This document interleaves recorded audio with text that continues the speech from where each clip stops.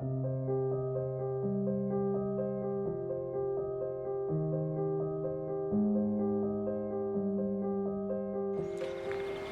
gospa Erika First, sem učenec šole Draga Kobala in vem, kaj vse ste že preživeli. Zelo sem vam hvaležen, da ste pripravljeni vaše zgodbe deliti z nami, saj se veliko ljudi ne zaveda, kaj je to holokavst. Upam, da se kaj takega ne bo več zgodilo. Sem Erika First iz Murske Sobote, rojena v židovski družini. Poleg mame in očeta sem imela še 2 leti starejšo sestro. Živeli smo skromno, oče je bil prevoznik, delal je, toliko je delal, da smo lahko lepo, normalno živeli, nismo bili ne reveži, ne bogati. Ker smo imeli veliko dvorišče, so sosednji otroci zelo radi k nam prihajali, ker je pač moj oče vse dovolil.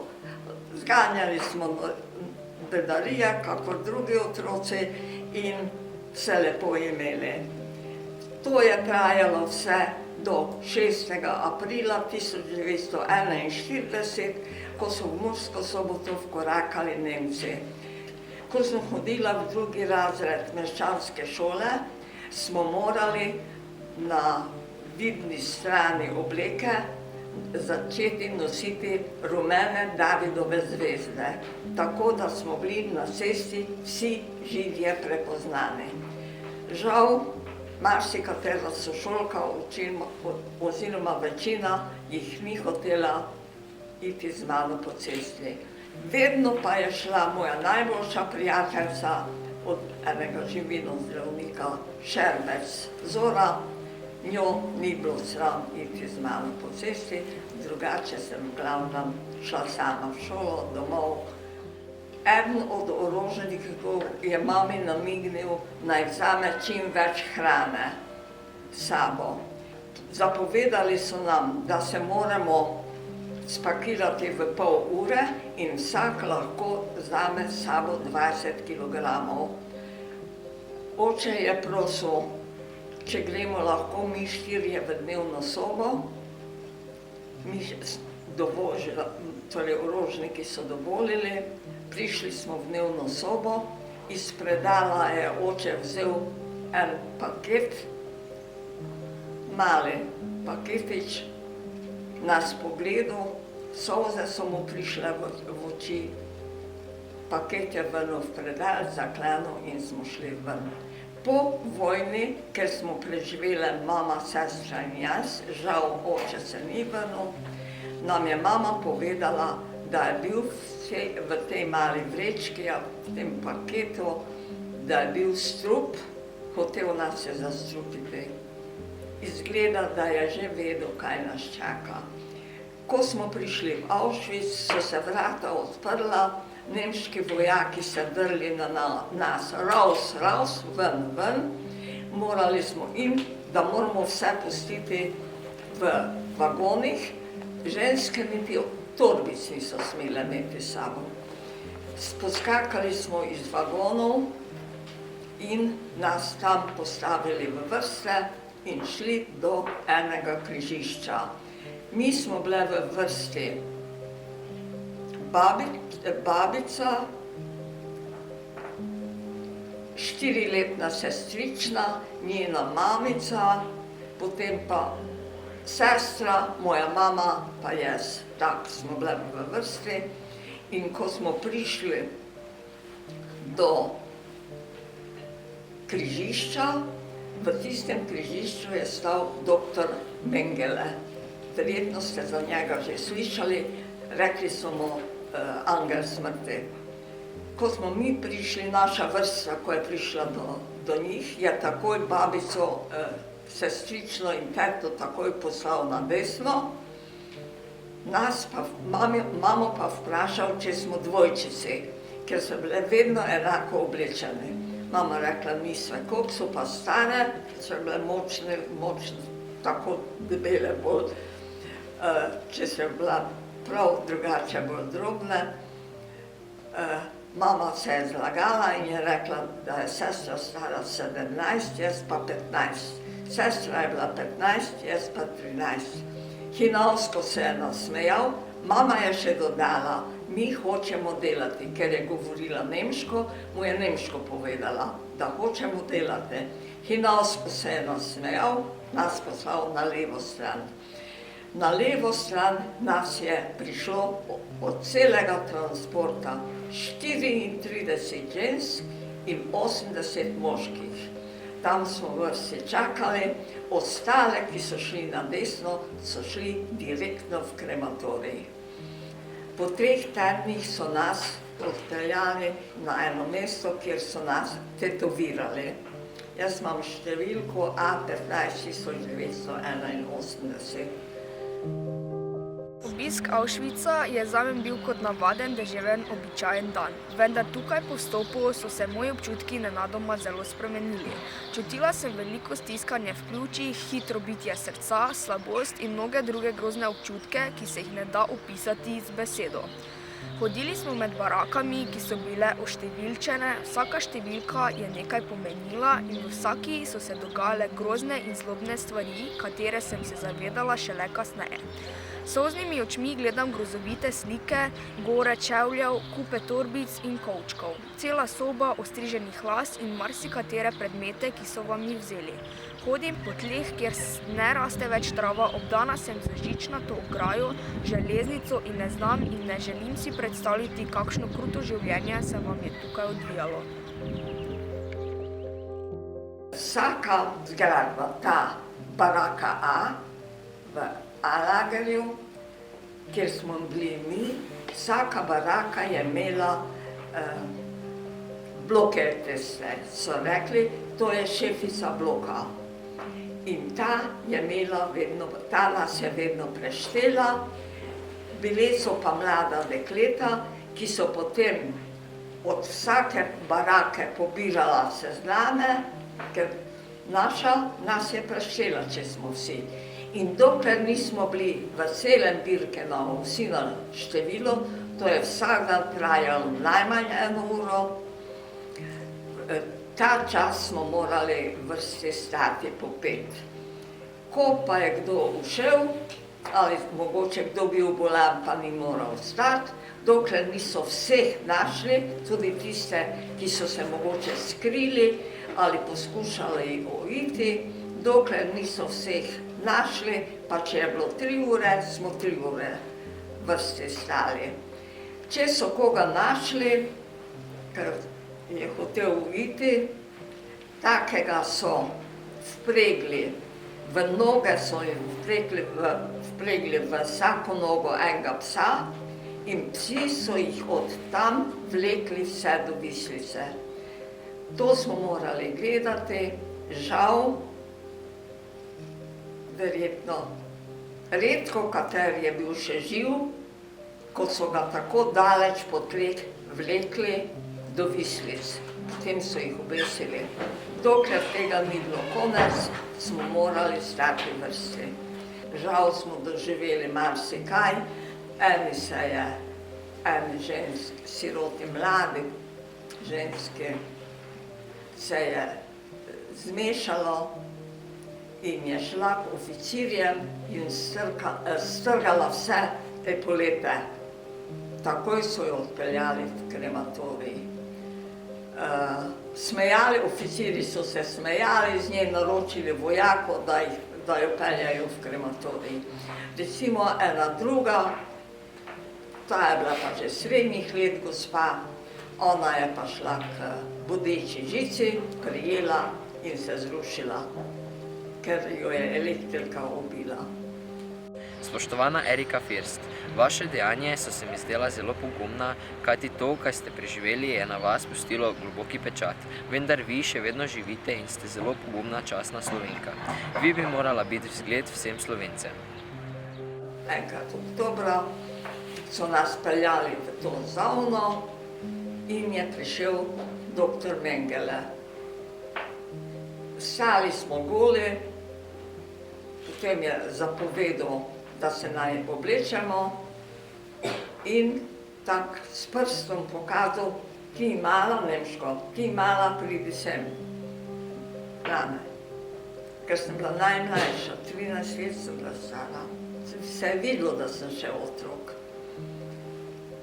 In Nemka me je peljala v en prostor, v eno sobico, ki je bila recimo nizka, precej nizka. In jaz, ko sem bila že prej športnica, sem enostavno skočila skozi okno in postavila k mami. Namesto, da bi šla na konec vrste ali kam drugam, seveda, logično, postavila sem se k mami. Šel je mimo, me zagledal, v tretji vrsti smo stale. Prišel k meni, me za uho potegnil, ti mala hodi z mano. Naročuje eni SS-ovki, Nemki, vojakinji, naj me odpelje. Bila sem prepričana, da me pelje v krematorij. Ampak me ni peljala v krematorij, pač pa v eno barako, kjer so imeli otroke. Ta baraka je bila videz za Mednarodni Rdeči križ. Včasih so prihajale v kontrolo, ker se je govorilo, da v Auschwitzu vse otroke uničijo, sežgejo. S to barako so Nemci dokazovali, da to ni res. Od tu, v tej baraki so bili otroci, mogoče leto pa pol, 2 leti stari, pa vse do 16 let. Potem sem bila prepričana, če sem jaz ostala živa, so pa mamo pa sestro odpeljali v krematorij. Tako da sem bila prepričana, da sem ostala sama na svetu. Smo pa morali otroci, tisti ta večji, vsak dan v sneg. Učili so nas, nemški vojaki, eno pesem, za roke smo se prijeli in na glas smo morali to pesem peti. Enkrat, en dan, je prišel en nemški vojak srednjih let in je rekel, otroci, zdaj me pa poslušajte. Pravi, ko smo sami, vam ni treba peti, ker je bilo hudo v tistem mrazu, morali smo na glas peti. Bodite lepo tiho, če pa boste videli, da prihaja kakšen oficir ali vojak, potem se bom pa drl na vas, zakaj ne pojete, se bom drl na vas, pa nisem jezen, ampak vam naročam, bodite tiho. Na to je tak malo utihno, pa je rekel, jaz imam tudi otroke doma. Hudo je bilo to, da v hrani, to takoj v začetku, ko smo prišli, smo čutili, da nas pečejo usta, ko jemo. V hrani je bil brom in ta brom nas je umirjeval, tako da nismo bili eksplozivni, potrpežljivi, ampak ta brom nam je načel jezik, nebo, skratka vse smo imeli zatečeno, krvavo in ko sem dala to hrano, tudi v kruhu je bil, največ je bilo v kruhu, ko sem ta brom dala v usta, me je peklo in mama pa sestra, že nista, tako sta imele zatečena in ranjena usta, da nista mogle več nič jesti. Ko je že bilo mrzlo, smo s sestro se pozanimale in videle, da nekatere ženske imajo jopce pa nogavice in sva se zmenile z eno, ne vem, ne spomnim se, kdo z eno žensko, pa ne z naše barake, da če ji dave 4 porcije kruha, nam bo dala eno jopco. Sestro 2 dni nisva jedle kruha in sve za 4 porcije kupile mami eno jopco. Ampak ta jopca je bila tako čudovita, debela, topla, midve pa sreče, da vsaj mamo tako ne zebe. Potem smo en dan jedle vse kruh, drugi dan sta se Mama pa sestra recimo zmenile, samo to sta bile pa samo 2 porcije kruha, ker so bile manjše. In sta meni kupile eno jopco, rjava je bila s fršusom.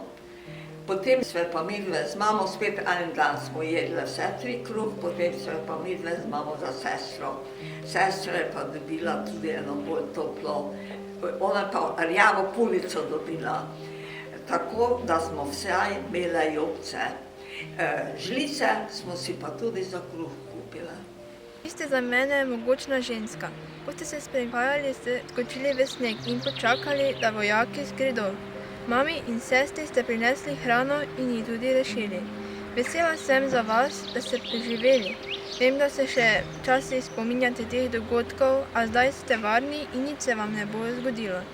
Jaz in še kdo stoji za vami in spoštuje vaša dejanja. Upam, da vam bo to pismo polepšalo dan. Potem smo pa videli, da se že nekaj dogaja in kar naenkrat povem mikrofon, da vsi, kateri lahko stojimo, se moramo postaviti v vrsto, ker Auschwitz bojo bombardirali. Kdo ostane tu, bo sigurno mrtev. Seveda, jaz sem bila na nogah, Nemci so prihajali, zahtevali, sem bila na nogah. Toliko sem samo, res sem skočila, ker takrat je bila že zmeda.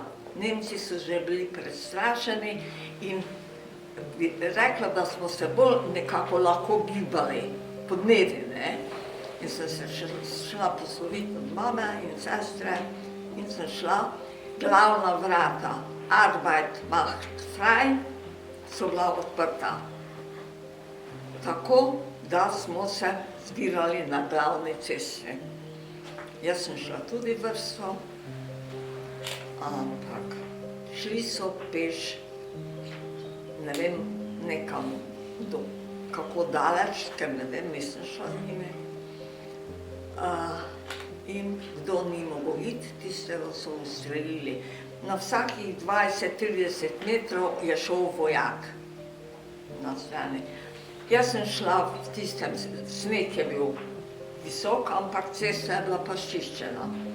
Tam smo korakali, jaz sem bila ne vem v kateri vrsti, verjetno ne preveč daleč. In sem mislila, nekaj moram narediti. Jaz peš po tej cesti ne pridem. In smo šli, korakali naprej, ko ni bilo vmes vojakov, sem se sklonila in šla nazaj. Ko sem prišla do vojaka, sem šla spet naprej.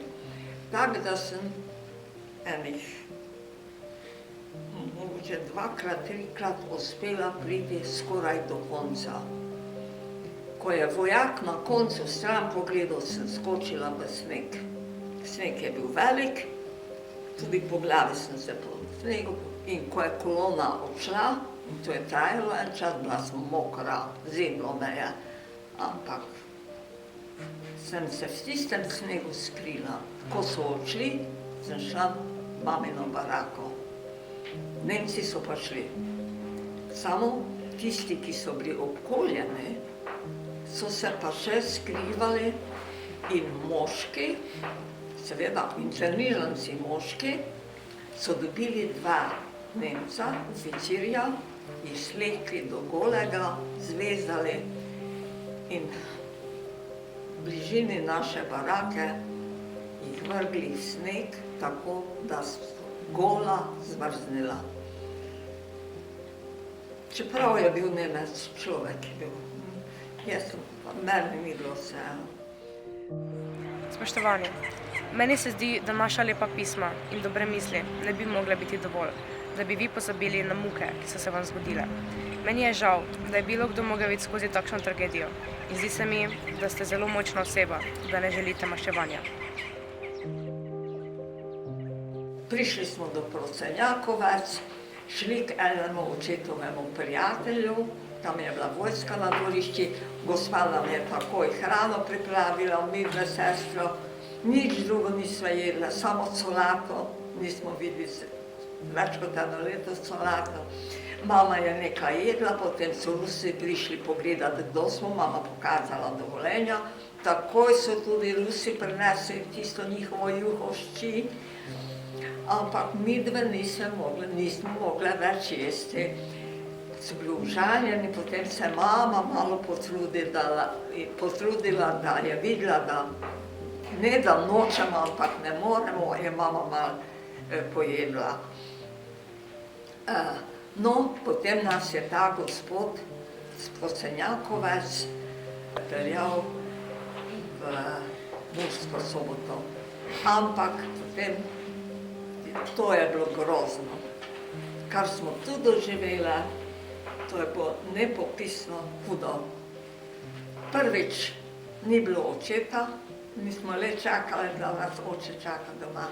Drugič, hiša je bila cela izropana, vsi podi so bili strgani, vsa elektrika je bila ven strgana, tako da je bilo nemogoče se vseliti v hišo.